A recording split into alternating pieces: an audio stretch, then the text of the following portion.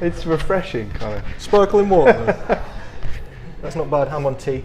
Thank you for coming down. Yes. I appreciate it. No, I know you're a it's busy good. man. You've got No, it's good. You've got about an hour, is that right? Yeah, I've got plenty of time. And then you go in. I'm over that's there. not plenty of time. We could talk forever. Okay. Then I'm across I've got clinic this afternoon. What, are you at the gym group just Yeah, over there? yeah. Very nice. Very nice. Timed it worked out nicely. You guys are getting around at the White House. We are, yeah. You've already got a beautiful clinic at Crosspool. That's right. I'm always jealous when I go to your building. I'm always like, look at this place. There's that room that's just full of books, isn't there? Are they even real books? They are, yeah. Nobody's ever read those books. So those books are old medical journals, actually, and there's some real interesting stuff like on the walls there. Looking at it, both kind of from a point of view of how medicine's changed, but how it hasn't in some regards as well. In what way? Well, just is it old outdated information? Yeah. So from 70s, 80s. Is it physio stuff or is it? No. So the reason those are there is the Jason Howard, the managing director at the White House. His dad is a doctor, and he always used to use that room when he did his clinics from there. So he stored all of his medical journals and books. And they're still there now? They're still there, yeah. Just because they like sort of, well, they give the room character, I guess. Memorabilia, that's pretty cool. You see this microphone? Just not that mine's the best either, but try and adjust that so it points up rather than down. It wants to go that way. Yeah, like that. Like that? That's better? a little bit better. Now it's pointing to your mouth. Okay. Anyway, so I've got maybe 3 or 4 things that I wanted to talk to you about. Okay. You want to talk about back pain? Back pain is something that it's a huge topic, isn't it? I've got 2 versions of back pain I want to talk to you about. Okay. One's selfish because I'm going to use you on camera to do a consultation for somebody that's not here because my friend's got a hurt back. Okay. So I just wanted to ask you a question or Sure. two about. Yeah. Okay. I assume you meant when you said lower back pain. Lower back pain. Yeah. Yeah. Massively common. So I think that'll be a nice topic to go through. You said maybe knee pain, but I don't think we'll get that. No. I think those just tend to be 2 areas that are commonly involved, with most people really. That's what you see the most. Yeah, probably. Yeah. A lot of shoulders too. That makes sense. Those areas tend to be. But first, I wanted to do a little background of Mr. Gregg Roberts from the White House, because you are my favourite physio in the entire world. It's very kind. You're definitely the best physio I've ever met in real life, by a long way. Thank you. It's very kind. White House are amazing though. You guys are. Yeah. So we've been around a long time, the White House. You've got a fantastic reputation. Yes, yeah. Very high level. Basically, what the clinic has built itself on is its reputation. So the clinicians there, we're all deemed experts within the industry. Not deemed experts. No, well, it's yes, not, it's not like you just deemed them we are. Deemed them we are. We are. You can big yourself up. It's fine. Yeah, and I'll big you up if you don't. Yeah, we like to think we cover every single box. So we've got people who specialise in who are joint specific specialists, and those who are more general practitioners as well. You're a spine guy, is that right? I like to treat spinal issues. Yeah. We've got, as I said, a chap who does ankles. We've got a shoulder specialist. Yeah, but we're all generally trained with kind of every element of the body. And you come. We're at the Gatehouse Cafe in Kelham Island now, and you come down to the gym group. The gym, yeah. So we run a clinic down here at the gym group. We have 7 other clinics within the group as well. So the head office is in Sandygate, up across just the other side of Crosspool. But then we cover sort of all through kind of South Yorkshire, Derbyshire, and even Nottinghamshire. So Worksop, Doncaster, Hathersage, Dronfield, Chesterfield.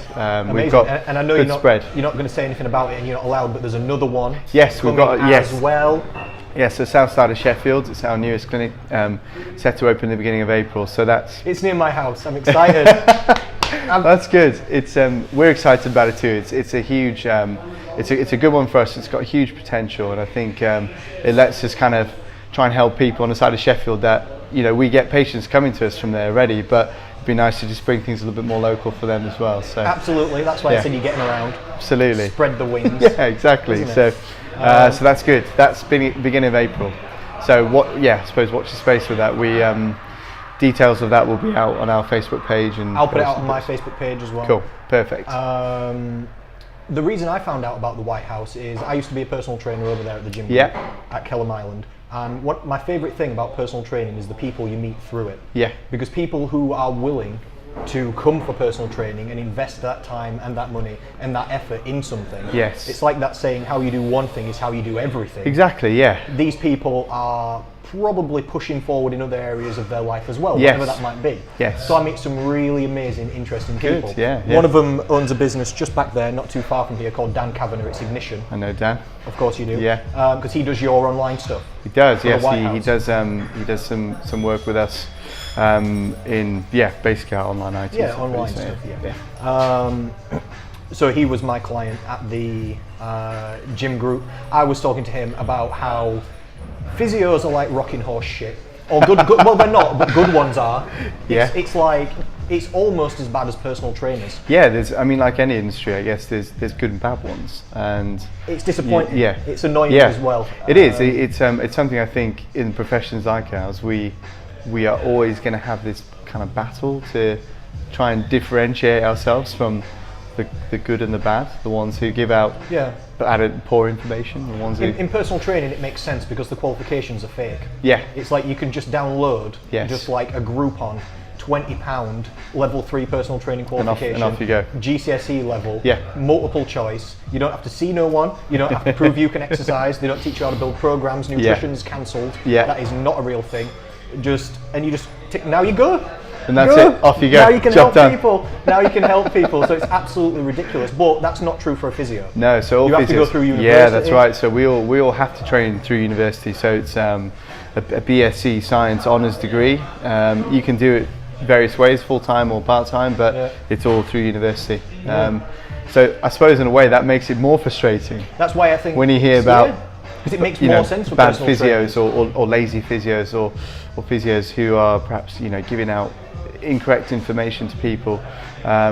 It's frustrating for the profession, I guess. Well, you tell me if I'm wrong. I think it's because not many people do continual personal development. Enough CPD. They're not just learning. Exactly. And all the time, we're still learning about the human body, aren't we? Massively. I was just about to say that. So it's something that there's not any one physio out there who would know absolutely everything there is to know. No. And there never will be. No.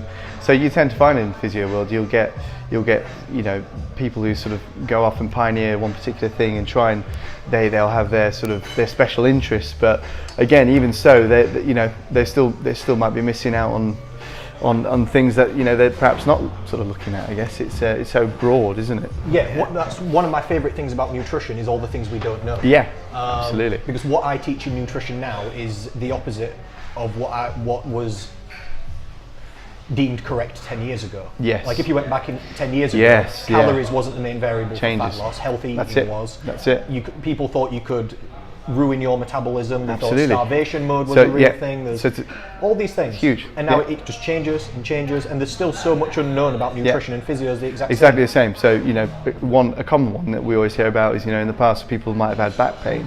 The advice was to lay down, to rest, to be on a bed, to be still. Whereas now it's no, be active, be moving. Well, exercise. Again, correct me if I'm wrong, because my physio knowledge is low, but there aren't many injuries now at all where the recommendation is just to stay. In fact, it's nearly always get up and move as fast as possible. Absolutely, yeah. I mean, certainly my approach to working is, you want people to stay active. So if someone's coming in with an injury and they say, GP, for example, has advised me to rest, invariably I will be saying, no, well, let's see if we can find a way around that. Let's get you doing something to keep you moving, keep you active, whilst making sure you're not irritating the pain symptom. So there's often always a way to get around that.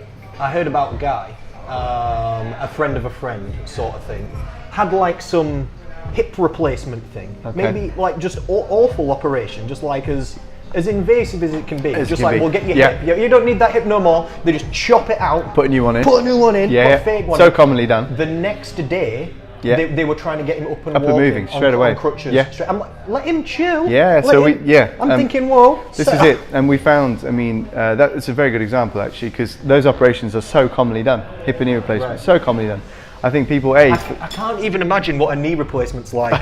They just get that bit and saw it off and just put your leg over there. This is what happens in my head. Basically. And then they just chop that bit off, get a new bit, stick it back together, and they're like, you go get them, son. Walk it off, lad. It's not. You're not far wrong, Connor. Awful. It is brutal, and I think because they are so commonly done, people tend to forget it's major surgery as well. As silly as that sounds. So we see a lot of the clinic who come to us, and the first thing they're so surprised by is the amount of pain that they're in after. But I mean, you sort of then go through the process of explaining exactly what's happened, and then they understand. But alongside that, it's so important to get these people moving so quickly. The outcomes, the science tells us that the sooner these people get moving, the better their outcome is with surgery. So, for them to be, the tendency, if you're in a lot of pain post-op, is to then sit. And what happens if you sit? You stiffen up. Yeah, because it's like classic Freudian psychology. Humans move towards pleasure and away from pain. Yeah. If it hurts, you just don't want to do it. Well, a lot of the time you think, I'm either doing it harm because it's hurting. So that's one of the reasons for people not moving. But the other one is, as you say, it hurts, so they don't enjoy it. They don't want to do it. But if they do power through, it will get better because the operations in science are phenomenal. Absolutely. I went to the dentist maybe 3 weeks ago or something like this, and it was up an unnecessary amount of stairs, the room I went to. And I don't mind, I was going up, but the woman who was leading me up from the reception was like this up the stairs. Ooh, ooh, ooh. And I said, are you okay? Is your knee okay? And she said, oh no, she had the knee replacement. Okay. And she said, oh, so it's a little bit sore. And I said, well, what's it like compared to what it was like before? And she said, way better. Yeah. She said it's all, I can't remember how long she said, something like 4 to 6 weeks after. Yeah. And she said now it niggles her all day, whereas before it was a constant. That's right. And it was really constant hurting pain. her And that's the thing. So already 4 weeks later, it's already amazing. improving. Yeah, It's unbelievable. absolutely. I mean, we tend to find, usually by 6 week mark post-op, you are in a position, with that procedure anyway, you're in a position to be moving, doing most normal day-to-day things. You might have an element of pain, but typically you are doing most normal things again. Yeah, 'cause she's like a lady that works at a reception, so I mean, she didn't have an unnecessary amount of stairs to take me up, but you can see why she'd be able to get back to work. Yeah. So let me ask you about this then. I don't know how much you know about this. What do you think about all the future science of recovery stuff, like all the new things that you can inject? Like, what do you think about injecting stem cells? And so it's interesting. I mean, do you know about this kind of stuff? Yeah. Platelet-rich plasma. Yeah, absolutely. So I mean, we tend to see we're seeing a lot more common now in clinic.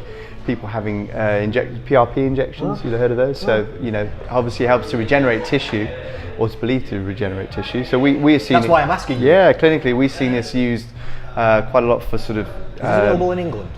Yeah, it is. Yeah, it is. Not on the NHS. No, not just yet. No, so it tends to be through private services. But how much is it costing to get platelet-rich plasma shot into? Good question. I wouldn't know exactly. It's. Are we talking hundreds or thousands? It's a few hundred quid. Oh, yeah, a couple of hundred. So typically. Can you get stem cells in England? I wouldn't be sure to answer that with 100% certainty. Right. But the one I tend to see in clinic is often PRP injections for sort of Achilles tendon chronic Achilles tendon issues, right. or cartilage issues within the knee, so meniscal tissue, and this is often now being tried as a means of trying to settle someone's pain symptoms before going for the final resort of surgery.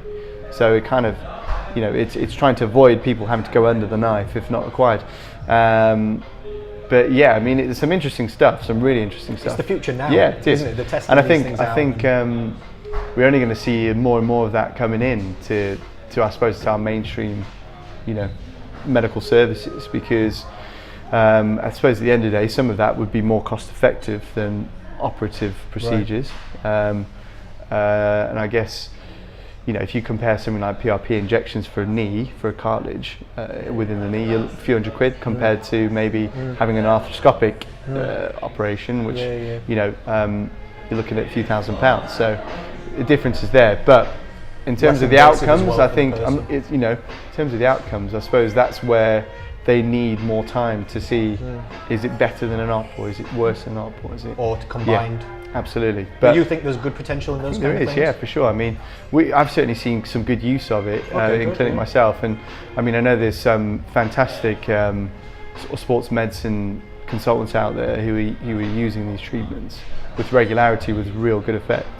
So, interesting. just as you say, the only downside is it tends to be private medicine at the moment. So, but it comes through, doesn't it? The NHS have got enough on the plate, yes. And also it takes a long time. They don't do anything unless, again, just my opinion, it seems like they don't do anything unless it's definitely proven safe for a long time. Absolutely. They're not going to Yes. jump in on these brand new things and start dishing them out That's willy-nilly. That's exactly It's going to take a long time to come through. They'll wait for tests, and then the price will come down. Yeah, and then the NHS and it's got to meet might all the guidelines, doesn't it, before it's sort of put in as mainstream. And which is why I asked you if you can get these things in England, but because before this you just go to Mexico and they just do it renegade, don't they? Or you just go to Russia. I literally know a girl at the gym group, Kellam Island there. She's gone to Russia for stem cell injections. Wow, okay. Because she's got MS. Okay. And it was very expensive. We're talking tens of thousands. I don't know what they did, but she had to fly to Russia and get her entire body stem celled. I think she had 4 different types of stem cells. And has it helped? She seems to think it's helped. I've not known her for long enough. Do you know Will Hukin, who works at the gym? He came on the. I know he's been working. I know he's been working. Yeah, I saw some of the footage he's done in terms of. She's showing improvements. Okay, whether it's because I keep telling her to eat more protein and vegetables and take creatine and drink protein shakes like she's a guy trying to make gains. Yeah. Whether it's because Will's absolutely phenomenal with what he does with her. Maybe that's part of it. Maybe it's part of the stem cells as well. Yeah.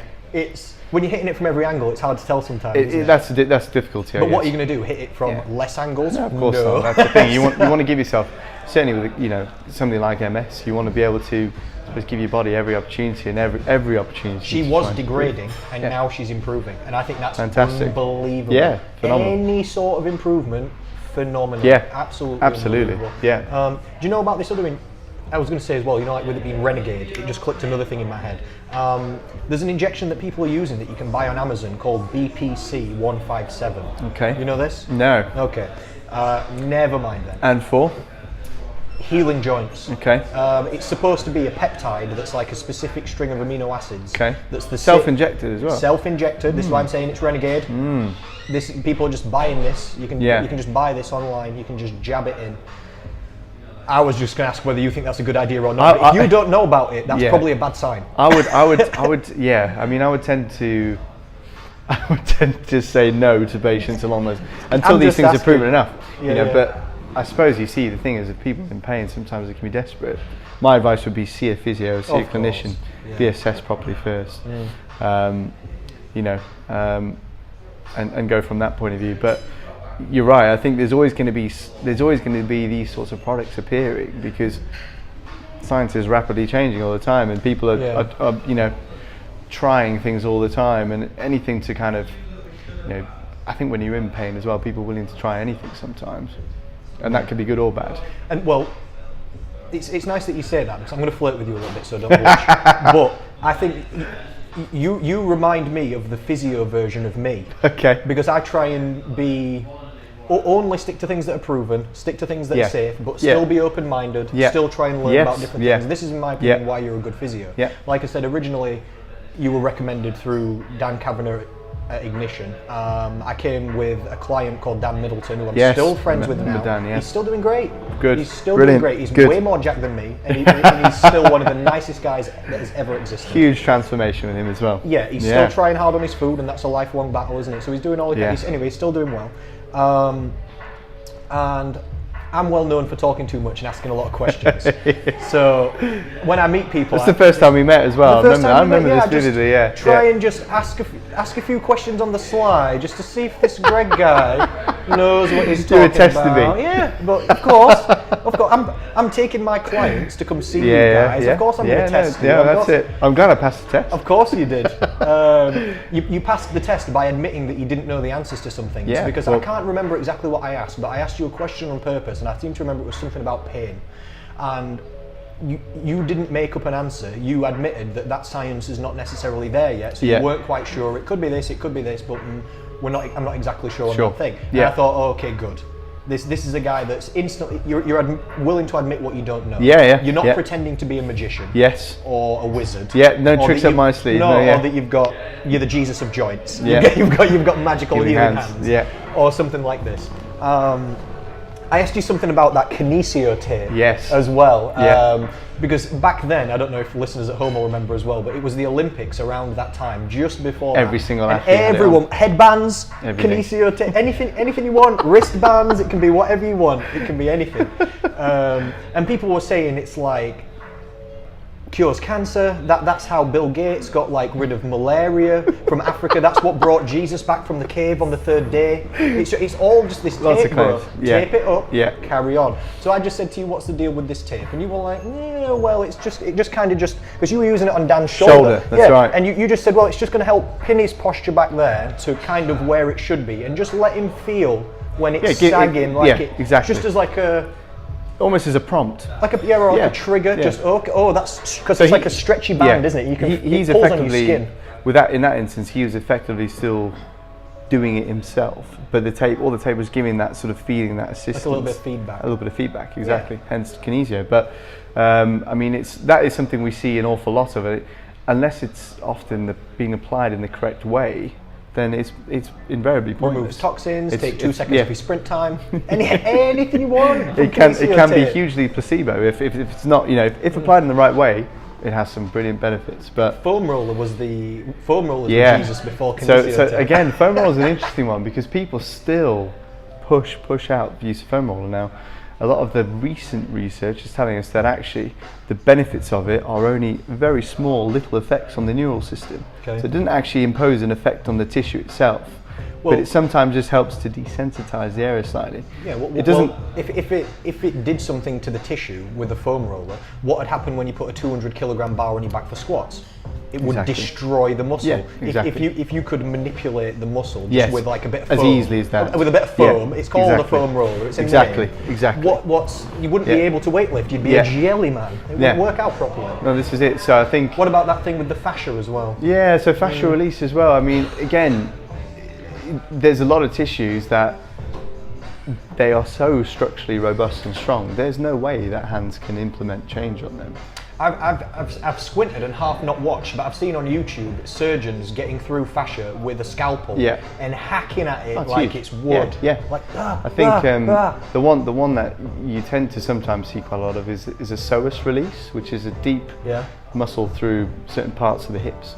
And there's no way a clinician can impose a fascial release to that area because there's that many tissues and structures to push through. But yet some of these maneuvers are still being thrown out by clinicians, magicians, wizards, as their sort of claim to fame or their I think the treatment chiropractors are wizards. What do you think? I think they're well, magicians. See, I don't know. I wouldn't ever sort of like to badmouth any profession, but I just think sometimes I don't mind it. It's the terminology. I'm not scared. It's the terminology that's used. That's what frustrates me. So when you hear patients coming in and saying things like, and this might be from not necessarily chiropractors, but other clinicians too, but they've been. Because there are good chiropractors as well. Of course I agree. Of course, I agree fully. And this is the thing. But when you've got patients coming in saying that, someone has helped to realign their spine. Realign the spine. I was just going to say realign the spine. Put a disc back in place. Yeah. Or put a vertebra back in place. Yep. That is physically impossible. There's some on trial now for physically spinal realigning babies. Have you seen? Do you think this is not a joke? There's chiros in America on trial right now because they've been doing spinal manipulation on literally like 10-week-olds. I could see that because, again, obviously at that age, bones are not set and is not as strong. So joints are, with some of these vigorous maneuvers, high velocity maneuvers, you can do some damage sometimes. I think it's as I say, it's things like that I certainly find really frustrating when patients come in and say, I've been having this treatment for the last 2 years because I've been told I needed it. And the first question I will always ask them is, well, do you feel any better? Standard question. Invariably they would say no. Yeah. Hence why I'm here or trying something different. So I think it's crazy that these things are ongoing really commonly. It's here, it's everywhere really.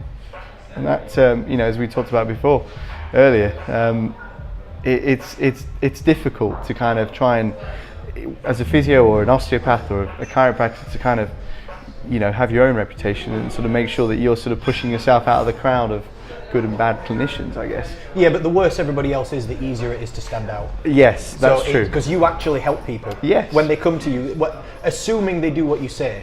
Yes. Because people do think that you're a magician. No, I think this is it. I think, again, a common misconception with anyone who works in a field like ours, there are patients who come to you and think that you will just fix them in 30 minutes. Your elbow hurts, and you're going to go like this, and then they're going to leave after one session, and they're like, it's not better. Yeah, so that's not the way it works. The way I would sort of try and describe it is what we would do in clinic. It almost perhaps gives the person the knowledge, but also might provide a slightly greater window of opportunity to get themselves better. So they take on board what we've said, the diagnosis, the information we've given them, whether it be the right strength and exercises or the right things to avoid doing. Or can we try this then? You know my friend with the back problem? Yeah. I know the person's not here, but okay. I'll just describe the problem, okay. and then you can go through what a little bit of advice would be. So the person, in my opinion, has got a winging scapula. Okay. Okay. When they sit like this, it's not too bad, but I'll show you and then I'll show the camera after. It's this bit. Yeah. It's sort of on the inner side of the right scapula. Yeah. There, it sticks out more than the other side. Yeah. For the camera. Ooh. Just sort of in this area here. Okay. It's exactly where the bone is there. Okay. Like this, it's not too bad. Okay. Just on normal position. It stuck out a little bit more than the other. Like that, it's normal. Okay. Like that, it sticks out absolutely loads. Miles. Like at least. And does the bottom part sort of tip further out than the top part? It's like it's rotated the wrong. It's like it's rotated the wrong direction. Okay. So quite real common issue actually. Something we see quite a lot of. Invariably, can I get a little bit more history of this person? So do they spend a lot of time sitting? Are they desk-based No, for this work? person does yoga and stuff like this. This person's young and not overweight. Seems to have been caused by injury to the area on the front. And it's just one-sided? Just one-sided. Okay, so there's a few causes. Wing scapula. You've actually got medical causes where something like the long thoracic nerve has been damaged in some way. Do you know that happened to Dan Kavanagh? Did it? I didn't know that. Okay. Don't forget this story. I'm going to tell you a ridiculous story, and then we're going to come back to helping this person. Oh, get ready for this story because this shit went down in Sheffield. Okay. This is real. Okay. Dan Kavanagh, right? Yeah. He won't mind you telling this story. No, he won't mind. This is a real thing. Okay. This is a real story. Over time, he started to notice that he was losing weight, and he was starting to feel more and more ill, and he was starting to look pale, and he wasn't feeling well. Doesn't sound good. No, this is like 5 years ago, or maybe a bit more. I can't remember. But if you look at his wedding photos compared to now, you can tell he's not as in good shape there, and he looks a bit. Then one day he's brushing his teeth like this, and his scapula went boom, popped straight up like that, and he was like frozen, and he thought, what? And he went to the doctors or the hospital or something, and then he went to see so many people, different specialists. Eventually, what they said happened was he contracted a virus which got into his neck, into that nerve, ate down, turned something off in there, went into his pancreas, and has given him type 1 diabetes for the rest of his entire life. Wow, crikey. The virus went down that nerve through the scapula, hit his pancreas, autoimmune, his pancreas shut itself off, type 1 diabetes forever. He picked that shit up in Sheffield. Are you scared? I am. I'm wearing one of those masks everywhere I go. I don't breathe in. I don't know where it was hanging out before. I don't know if you've noticed on the podcast, but I only ever breathe out. I don't. Washing my hands 15 times a day. I'm thinking, oh my God. Start wearing some masks. That's a true story. Yeah. Gosh, that's terrible. You reminded me when you said medical reasons. So any damage to the long thoracic nerve can cause wing scapula. How would you damage that nerve though, apart from crazy viruses? So there's viruses that could be trauma. It could be Where would you have to get trauma to damage that nerve? On the back? Yeah. On the neck? It could be anywhere in the neck basically. So on the back or neck? So long thoracic nerve, it comes off of the spinal cord. So it would tend to be upper back area, neck area, but anything sort of below that level would tend to not be affected from that nerve. So if you're sort of from the neck down to sort of middle part of your back. So that would be kind of a medical reason for it, which is it's really not very common. So that is that story you're telling me about Dan is It's a complete sort of goddamn rare, ridiculous. crazy story, isn't it? You Yeah. know, so it's not, and I think sometimes that, you know, that's the thing, people will go and have a read about their symptoms on Google, as they do, and the first thing they'll come in and they'll say, I've got a damaged long thoracic nerve, and you're like, cancer of the long just thoracic hang on nerve. a sec, let's have a let's have a good It's look always through and cancer see. if you Google it. Yeah, so like my toe hurts, yeah, toe cancer. Yeah. So invariably, wing and scapula is more commonly due to weakness or instability in the lower scapular muscles. So sort of the lower part of your trapezius, or the muscles that interconnect between the scapula and the spine, so the rhomboids. Point on my back so people can see it on the camera. So sort of these areas down here tend to be where these muscles aren't working as well as they should be. That's sticking out. Yeah, so what tends to happen is the corner of the scapula starts to almost lift away from its usual position, and then it starts to it would normally cause the shoulder to almost protract and drop forward as well. Right. So having this issue in here will very, very commonly start to cause problems with your shoulder as well. So things like rotator cuff related pain syndrome, or shoulder impingement, it used to be called. The person has already said this, gets pain doing planks. Yes, okay. Because doing yoga, doing the down dog thing. Yeah, so a lot of those loaded shoulder positions. Pain. So I suspect from what you're saying with hers, she needs to correct that wing scap area in order to let her shoulder function in a more normal way. So invariably, I mean, the way I would normally approach something like that would be some specific strengthening drills to kind of get that area engaged and working again. Now sometimes that can be quite difficult if there's pain involved as well, because obviously it means you're a little bit limited to how much load you can put through it. But would you carry on working through the pain? Or I think you would. I wouldn't say work through it. I mean, my general rule of thumb, and this is quite subjective, but if I had a patient in pain and I wanted them to do some exercise or to do some level of activity, I would tend to say to them, right, we need to find a means of getting this area moving and working whilst not pushing your pain past a level of sort of 3 or 4 on a scale of 10.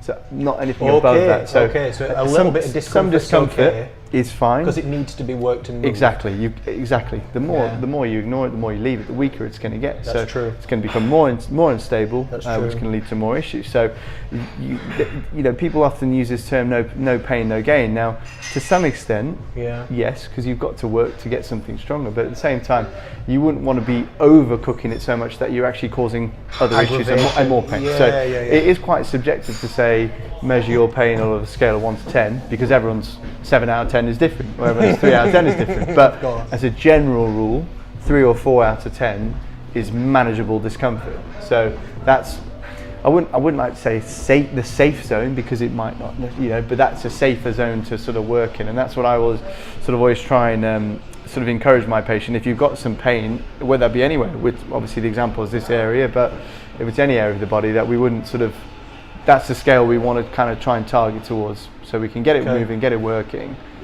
but not have you sitting there in absolute mounds of discomfort. So for somebody who's got this problem, what would be some exercises that, I know you can't necessarily demonstrate the exercises right here, but if it depends. If they were someone who was sort of, if they had access to gym, then we'd be looking at things like sort of pull aparts, face pull type so exercise. it's literally just upper back strengthening, that's it? Exactly, pretty much. Okay, that's fine. That makes So pretty perfect straightforward.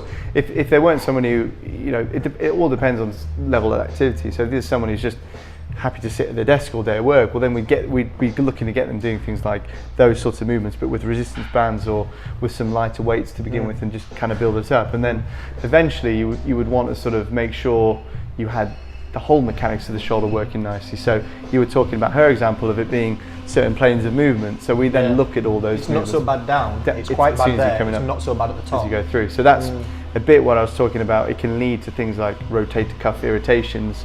Now it tends to be in those planes of movement where you feel that irritation. So anything from sort of 80 degrees of shoulder flexion to 120. So that sort of zone in between is often the painful zone, catching zone, or whatever you want to call it. So if somebody had this problem then, getting like a basic band, pull aparts, getting 2 dumbbells, perfect, straight out to the side. If you've got some kind of like a TRX thing, like those ropes, you can tie it to a tree, can't you, and then pull. And you're talking about Pulling like this, not necessarily, or like lat strengthening. Again, lat strengthening would benefit. I mean, can't hurt. Exactly. So Right. invariably, in my approach, you're not just going to try and target one muscle. Strengthen everything. It's everything. Yeah. So it tends to be with something like that. Otherwise, it's like having an old car, but you just like putting new tyres. Exactly. On. You just bodging one bit at a time. Exactly. Yeah. So strengthen the entire. Exactly. So quite often with something like that, you would tend to see, if you were to assess through other areas of the back, that they might have other areas of instability or a general posterior chain weakening, you know. So it might be that you start finding these other spots, but that's obviously the area you've sort of started to work at. So appreciate that consultation. Thank you. Is that you? You were saying a friend? Yeah, it's not. What did you think to my scapula? Yeah, not bad. It's good. Yeah, your position's good. Yeah, not bad. It's good. Not bad. He knows what he's doing in the gym, so he's fine. I try to. I've been doing it long enough. Yeah. If somebody told me though that it would take me 10 years to only be this big, I wouldn't have started. No. Yeah, no, that's true. It's just like, what? I think it takes time. Patience is key, really, and committing. Same with fixing that shoulder problem. Yeah, it'll take time. It takes time. Absolutely. It'll take time. And I think everyone, you know, when it comes to certain issues, people are always chasing a quick fix. I think it's important to have realistic expectations. That is hugely important in my industry. That needs to be laid out from the beginning. So if someone's coming in and saying, I've got this issue, and you're saying, oh yeah, we can fix that in 2 weeks, it's not going to happen. So they need to understand that it takes time. Yeah. And I think that's often something we see if we're giving out exercises to patients. The tendency can sometimes be to not commit to them as perhaps as well as we'd hope. And I always remember when you told me that. I remember you described your job to me. You said people come in, you assess the pain. Pain's difficult to assess anyway, isn't it? Because some people have problems with no pain, and some people have seemingly no problem with awful pain. Yeah, absolutely. And some people have a problem up here, and there's pain down there, and then there's you get referred pain. It's very complex. Yeah. What was I saying? I forgot what I was just saying then. Why did I start as you say, when you were saying people coming to see me. Oh yeah, you told me what your job was. I almost forgot. Then that's really funny. People come in. You assess the pain. You tell them probably some stretches to do, probably some strengthening exercises. Yeah. They immediately leave and don't do it at all. Leave it about a week, completely forget about it, complain that the physio does not work, don't they? And then they just either it gets better on its own, or they compensate their life and learn to live with it. We do see that a lot, and I think this is, again, it's so important for clinicians to kind of, you know, that you've got to really explain to your patients why these things are important. Because if someone goes away thinking, I've just been given the sheet of exercises, why have I been given this?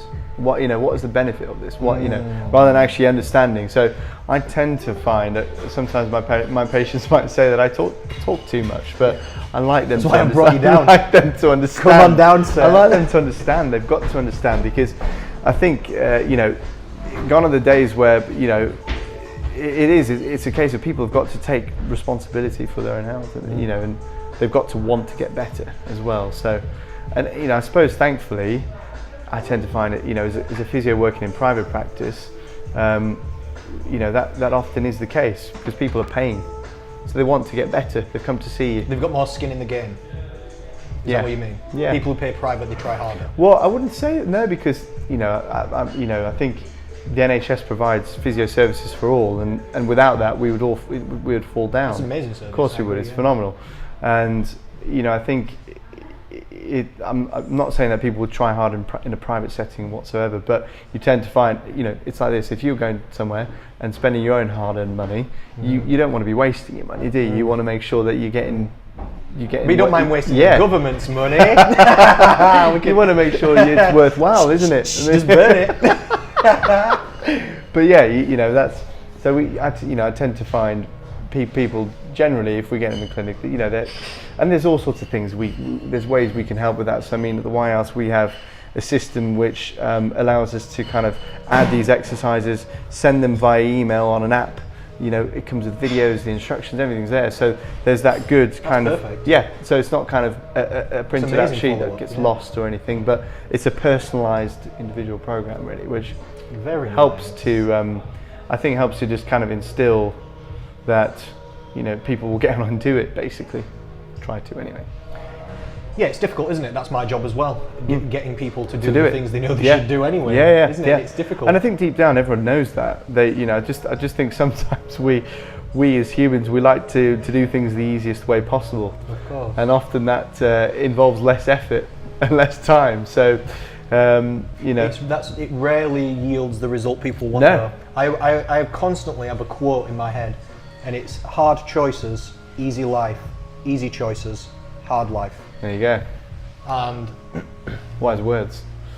Yeah, it's by a Canadian hockey coach. Not that I am sporty at all, or have ever watched hockey particularly. Yeah. But I just heard that, and it just imprinted into my soul. Yeah. I thought, ooh, that's good. That's it's real good. burn. It's good. Yeah, it's good. It's like you said with the. I always find the same principles bleed across all areas in life. Maybe you should just push through to about a 3 or a 4.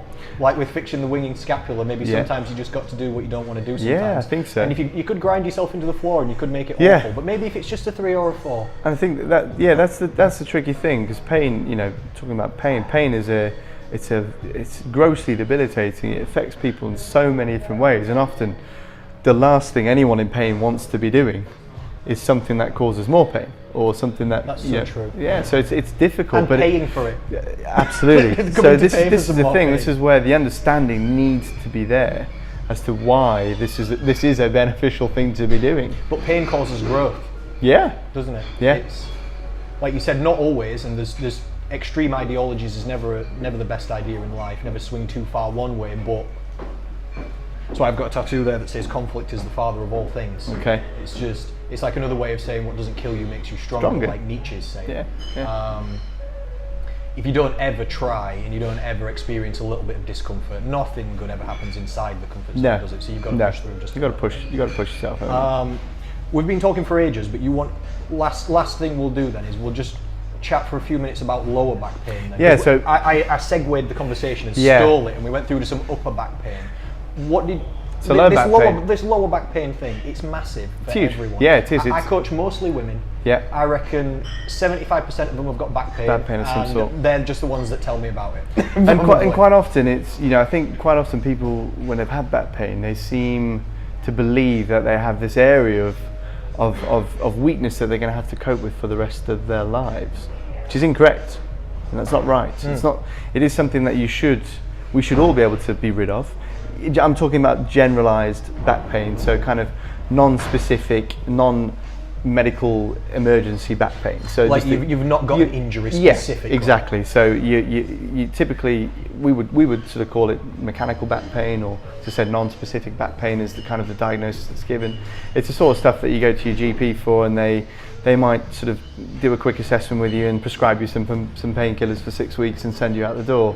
And it's not one that they send you for a scan for. It's not one that they, it's nothing of that regard. But it's the most common, probably the most common thing I certainly treat. And for society as well, it's probably one of the biggest causes of disability, actually. Yeah. Yeah.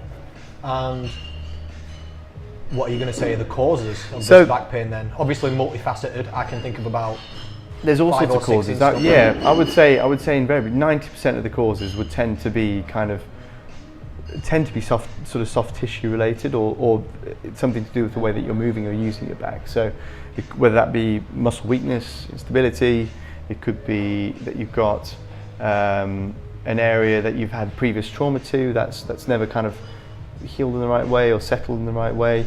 But invariably these are often pains that once you have this idea that this is a lifelong issue or something that you have to just put up with, actually that's disempowering. It is. It makes the symptom worse, because you start sort of developing behaviours of sort of guarding or protecting it, which then actually just exacerbate the symptom further. So I think with something like this, there's certain ways to kind of manage it, and I mean my advice would always be to act quickly if you ever have sort of something like back pain. Don't ignore it. I think it's best to kind of quite often just to get it seen, to get it assessed, and make sure that it's not something significant, and if it isn't, then be prepared to know how to manage it in the best way, because otherwise it can become chronic, and that's what we see. It's kind of the most limiting type for it, really, and it's something that's a huge drain on society, whether it be sickness days at work or whether it be just people suffering with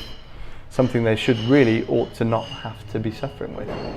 Yeah, we see a lot of relief from people's low back pain throughout our program, just through weight loss. Just through weight loss alone. Yeah, it's huge. Not even whether people exercise or not necessarily, which exercise would help, like you said, muscle weakness, big cause, sedentary lifestyle. Sitting down too much, so weak bum muscles, tight hips on the front, absolutely. so posture not perfect, stuff like this. There's a few factors, aren't there? Yeah, multifaceted. But as you said, weight loss it is a factor for sure, and obviously with losing weight, you're putting less load through these structures. I suppose people need to be reminded that our spines and our backs they are strong, robust structures. They're not. People can pick up 500 kilos on a deadlift. The strongest people in the world. Yeah, that's it. They're not, and I think it's often the case. People sort of think that they've been given some diagnosis of something in the past, so they then automatically believe that their spine is a weak point or something that's can't be trusted, and it's then those behaviours that follow that which actually just make it become a lifelong issue. That'd be like a compounding cycle where because you think it's weak, you don't use it, and then that makes it weak. Which then makes you confirm your own bias then, don't you? You caused it to happen. Exactly. So those are the factors that we tend to see. And as you said, sedentary lifestyles don't help. I mean, I saw something saying the average adult in Britain sits for 9.5 hours a day, which is crazy, really. Over a third of our lives. I believe it. When people join my fat loss program, one of the things we get them to do is step counting. Okay. Not necessarily because I want them to aim for a high step count and then go after it and blast it. Just to see how much Just they're to moving. see what they're doing, and it's more important to me that as they diet, it doesn't drop. Yeah. Because if I reduce their calorie intake, but they reduce their energy expenditure down, then that's not really working. No, sure. And the amount of people that do 2,000 or 3,000 steps per day. That means you've not been stood up for like more than half an hour. That's it. I think, are you wearing roller skates? Yeah. Like, what are we doing? I go to the fridge more times than that. It's literally. But it makes sense because people lay down in bed and then they sit and eat breakfast.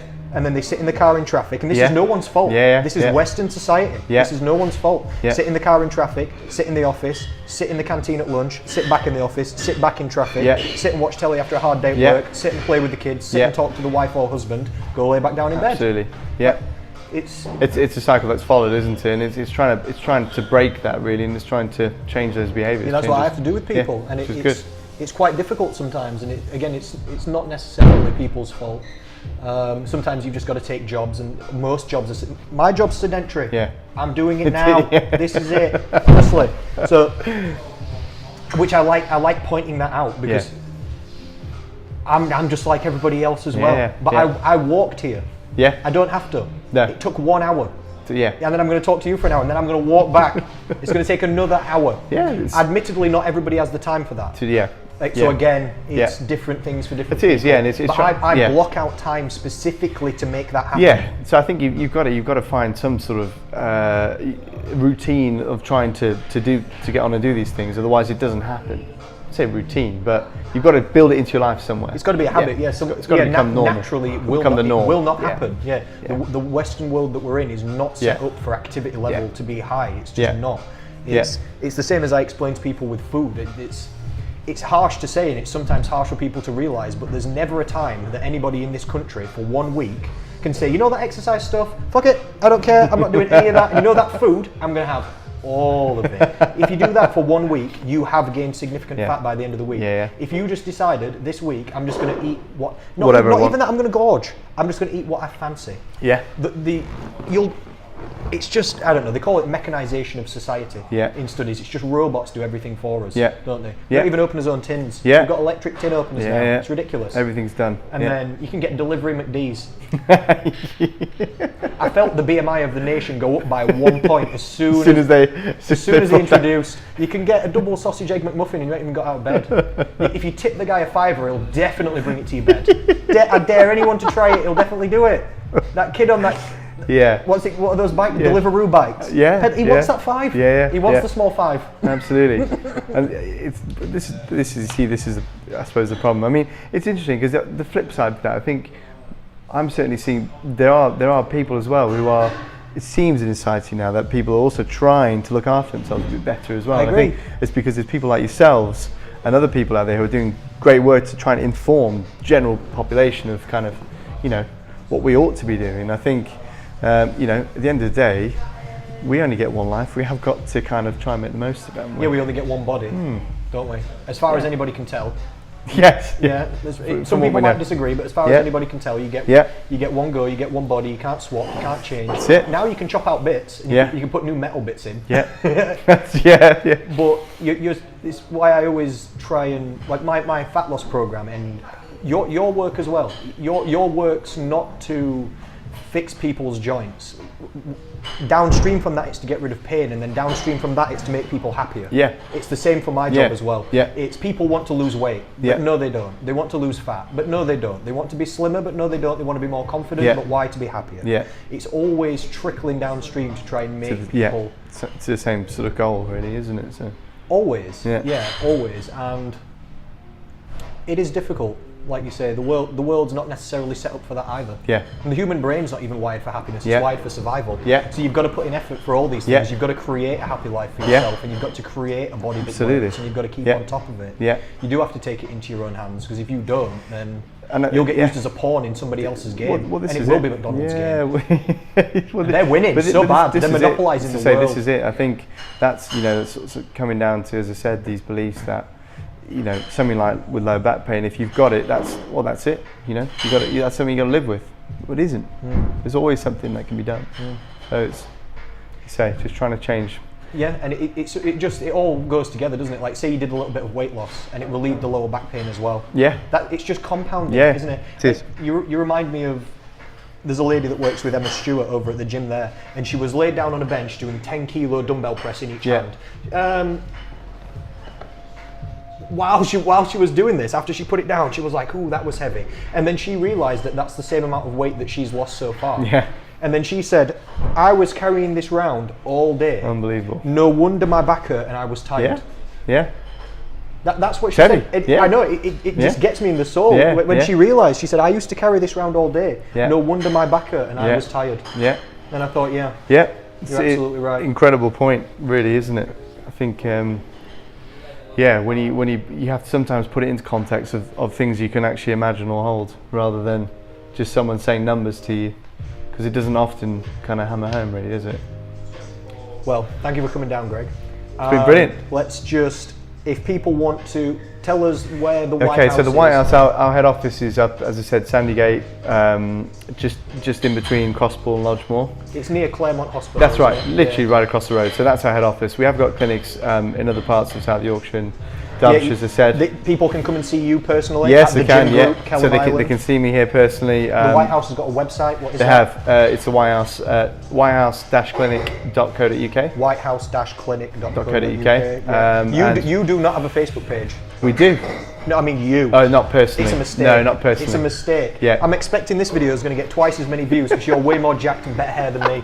So I think, I'm hoping a load of people are going to think, look at this guy. The White House, we have our own Facebook page. I don't have my own personal one. Okay. I do an Instagram account, my own personal Instagram account, which links to the White House. So that's what's the Instagram? Sheffield Strength Physio, that is. Is it? I don't have Instagram, so I didn't even know this. Sheffield Strength Physio. Mind you, it's only a recent account, so it's only been going for a couple of weeks. But it was just a useful platform to kind of put out a bit more, I suppose, my own ideals of content, which, you know, ties into the White House as a whole. So. That's one of the roles that you're taking at the White House, isn't it? Expansion. Yes. And things like that. You're helping in that sort of area, so that's really good. It's good. So for anyone actually interested in any back pain sufferers, we are actually hosting a free event on 25th of March at the White House, which is you can sign up to just via the link on our Facebook page, and that's basically just we're covering sort of a topic of how to conquer lower back pain for generic sufferers. But as I said, it's completely free. I'll be doing a bit of a presentation. There'll be that again? 25th of March. Coming up then? Yeah, a few weeks. So it's a Monday evening, 7 till 9 p.m. There'll be a couple of the other physios there as well. Just kind of we'll be sort of demoing some exercises, some physio methods that might be used to help acute and chronic symptoms, but also it's just informative really to try and get people to sort of help to understand what they can do to ease something that can be such a big issue for them. Perfect. So what I'll do is I'm gonna, when I load this video and stick it on Facebook, I'll tag the White House. The White House. It's all on there. And I'll also put underneath in the description. Yeah. 25th of March, Yeah. 7 p.m. It's a, low as I back say, pain. conquering low back pain. Gregg Roberts. And it's a free, it's a free all at sign the up. White House. Yeah. All the details are on our Facebook page. So if anyone's interested, it'd be good to see you there. Otherwise, Beautiful. It's been a pleasure. Thank you very much, sir. Just go turn this off. Good stuff.